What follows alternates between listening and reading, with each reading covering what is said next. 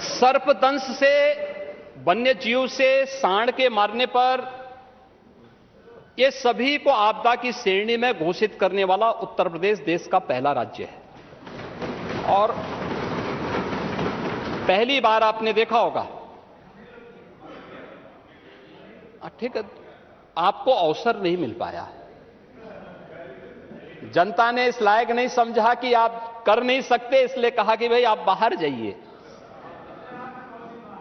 और इसलिए double engine की सरकार आई। डबल इंजन की सरकार ने आते ही अन्नदाता किसानों के हित में ये कदम उठाए और आज हर किसान को स्वतःस्फूर्त भाव के साथ मिल रहा है। बिजनौर की जो चर्चा नेता विरोधी दल कर रहे थे, आपको मालूम होगा कि वहां पे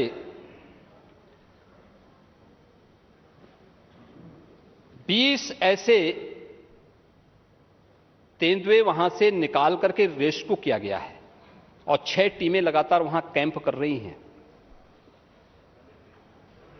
वन्य जीवों के प्रति आपका ये भाव मुझे लगता है कि थोड़ा चिंता पैदा करता है। हम किसान को सुरक्षा भी देंगे, लेकिन साथ साथ वन्य जीवों को रेस्क्यू के माध्यम से सुरक्षित स्थानों पर उन्हें पहुंचाने का कार्य भी करने की तैयारी सरकार कर रही है और सरकार उसके प्रति बहुत चिंतित है। सरकार लगातार वहां पे देखो, ये आपके साथ न्याय नहीं करेंगे। जब भी आपका नंबर आता है, आपको चुपचाप काट दिया जाता है। आपके भलमानस को ध्यान में रख करके आपके संघर्ष को कोई ध्यान में नहीं रखता है। और कुछ तो आपको अपने मित्र से कुछ तो सीखना चाहिए।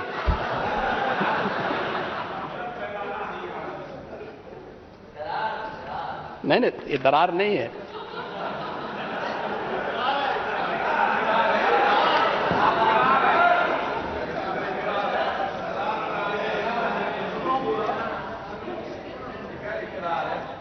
महोदय,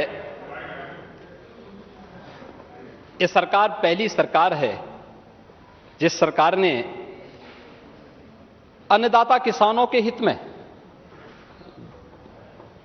2 अन्य महत्वपूर्ण कदम उठाए थे। एक, वन्य जीव और मानव संघर्ष को आपदा की श्रेणी में घोषित करना। यह हमारी सरकार ने अपने पहले कार्यकाल में उठाया है। और कोई भी व्यक्ति, वह सर्पदंश से मरे, आपके पसंदीदा सांड से मरे, किसी, हां, हम तो, हमारे लिए तो प्रिय है ही, हम तो नंदी के रूप में, उन्हें जमीनी हकीकतों की कोई जानकारी नहीं है। और तुलसीदास जी ने बात कही भी, समरथ को नहीं दोष गुसाएं। ऐसे ही लोगों पे बातें अक्सर से सही बैठती हैं, क्योंकि जो लोग जन्म से चांदी के चम्मच में खाने के आदी हैं,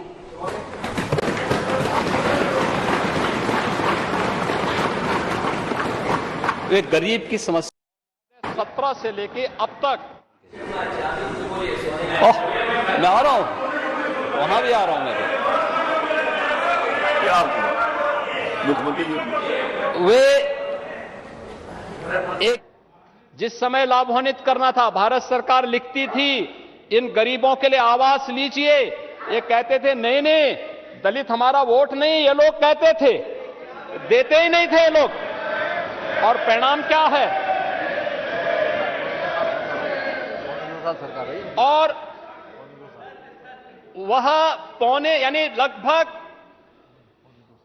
केंद्र में मोदी जी के नेतृत्व में सरकार बनने के बाद लगभग 2.5 वर्ष ये लोग सरकार में रहे।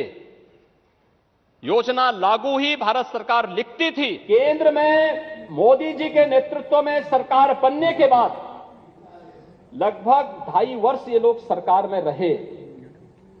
योजना लागू ही भारत सरकार लिखती थी, इन्होंने नहीं दिया। और 17 में जब डबल इंजन की सरकार आई, 55,20,000 लोगों को एक एक आवास मिला है। जिसमें से 44,93,000 आवास अब तक बनकर के तैयार हो चुके हैं, गृह प्रवेश हो चुका है। ये लोग दलित और पिछड़ों की बात करते हैं,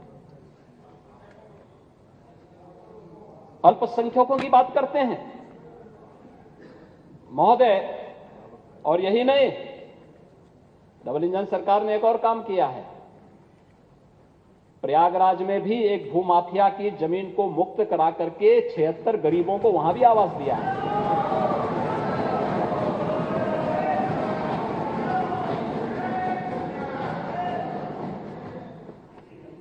महोदय, उत्तर प्रदेश के अंदर अब उसी सच्चाई पे हम आ जाते हैं जिसको कह रहे हैं कि क्या किया है। सिंचाई की बात मैं करता हूं। मैं मानता हूं कि वहां 12 से 17 के बीच में, चाचा भतीजे के बीच में द्वंद्व का शिकार उत्तर प्रदेश के लोग होते रहे, और यही कारण था कि भतीजे को लगता था कि कहीं ऐसा ना हो कि चाचा हावी हो जाएं, इसलिए पैसा ही नहीं देते थे, पैसा ही नहीं देते थे। परिणाम था सिंचाई 12 से 17 के बीच में। आ रहा हूं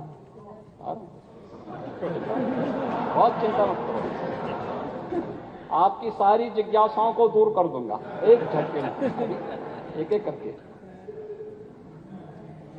8 परियोजनाएं पूर्ण हो पाई थी 12 से 17 के बीच, और 17 से 22 के बीच में हम लोगों ने 20 परियोजनाओं को पूरा किया है।